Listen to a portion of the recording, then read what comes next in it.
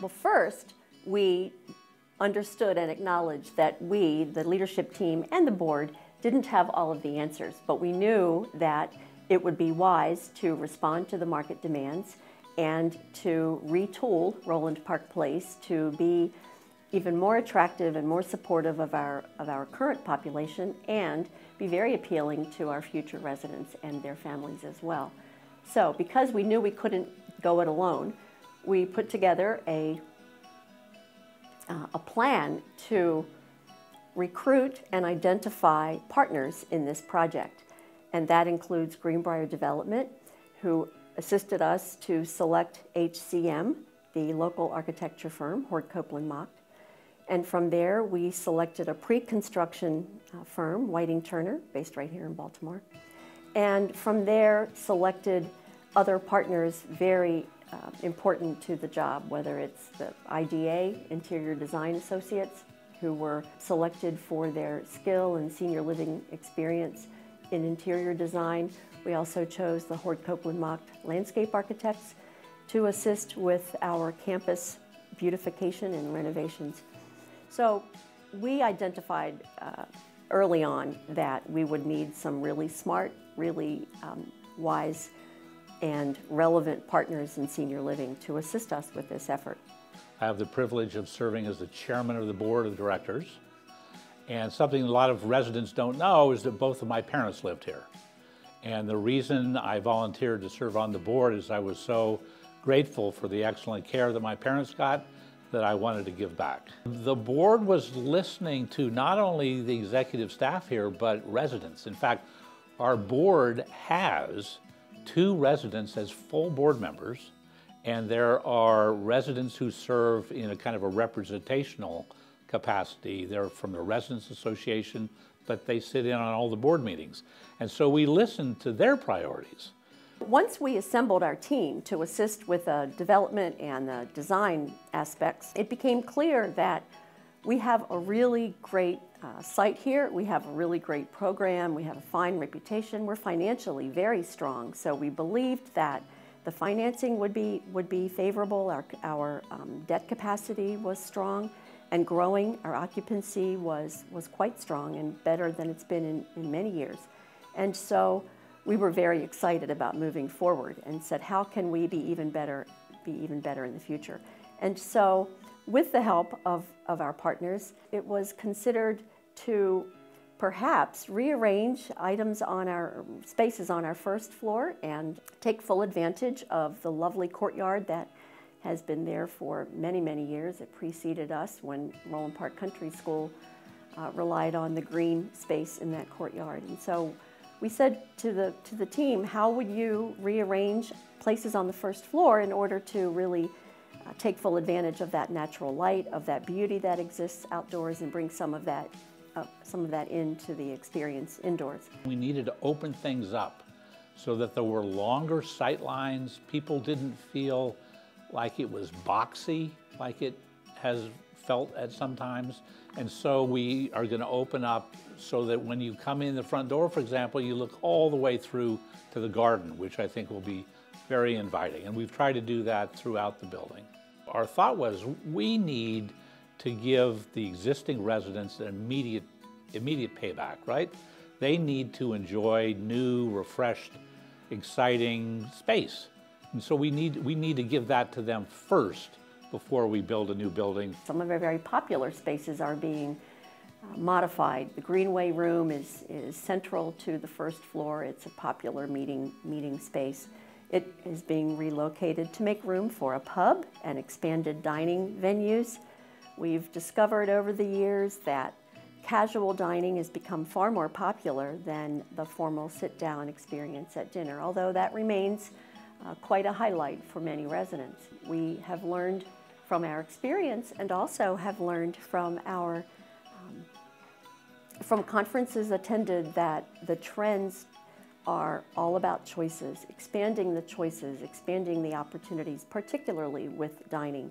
So we are expanding our cafe and John Short dining room options to include others, a grab and go, a bistro, a market, a coffee shop, And so we're excited that those spaces are going to be created on the first floor, which then necessitated some modifications to the adjacent spaces as well. We're very pleased that our admin suite now contains a nice conference room so that staff meetings and perhaps some board committee meetings can be held there and not occupy time and space in the Greenway room that is relied upon for residents and some of their committee functions. In terms of the renovations, we wanted to allow the residents to have a big say in what got accomplished. And so on the design process, there were residents involved all the way along in giving their input on what would best please them. And I think that's going to result in something that we're very proud of.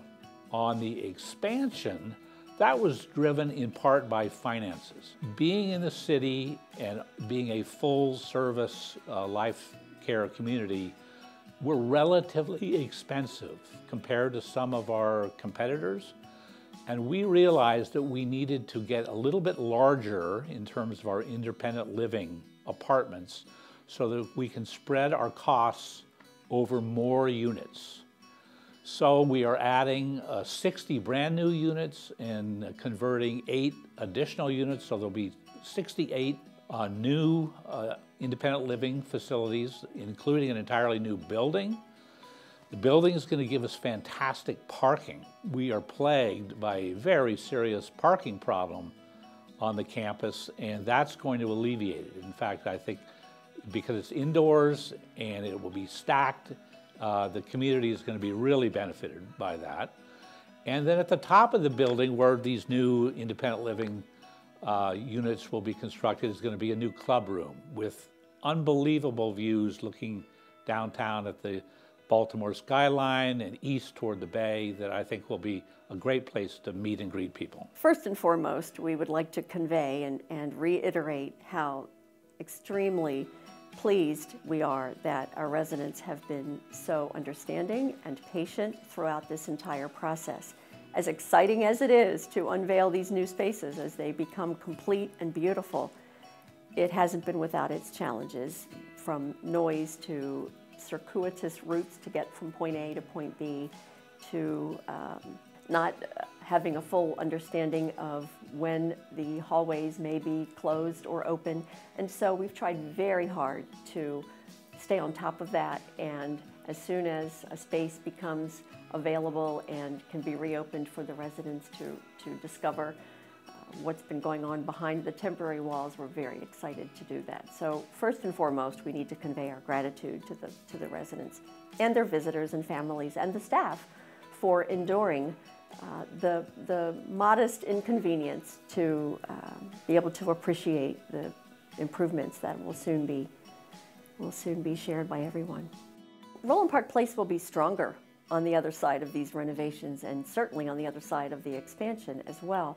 We need to remain fresh. We need to remain appealing. We need to be a place for which the residents and their families can claim as their home and proudly say that.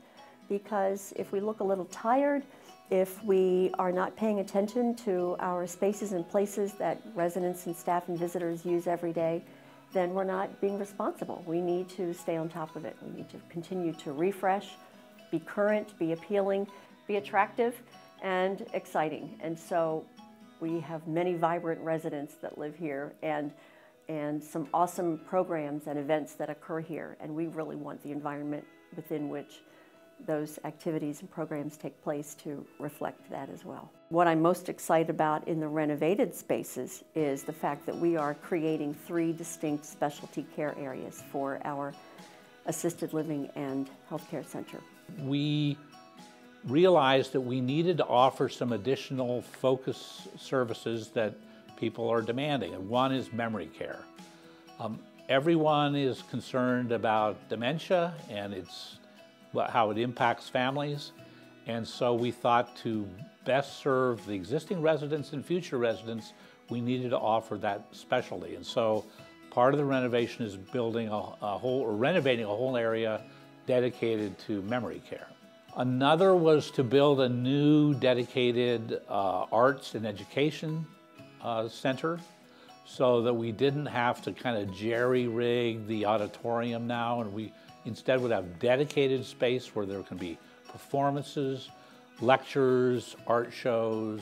We heard from so many residents throughout the process of soliciting input about what would you change, what would you add, what would you do a little differently, that each space has its own unique attribute and will be contributing to our overall positive experience. But I think for me personally, if you pinned me down and said, what is your favorite, I'm most excited about the Arts and Education Center, because it will provide a space that we don't have today, that is dedicated for lectures, performances, and it will support what this community is so much in favor of. The people make the place. They're very accomplished people, friendly, intelligent, respectful of one another, have formed a lot of friendships, not just among residents, but with the staff. I've always been impressed that there's low turnover in the staff. People like working here and are willing to work here for a very long time, and that's a very solid part of the reputation of the place. The board meets 6 times a year, and we get a nice breakfast, but that's the only pay board members get. We are a not-for-profit, and we want to take all the money that this place generates and put it back into making the institution stronger and better for the residents, both existing residents and future generations who may want to move here.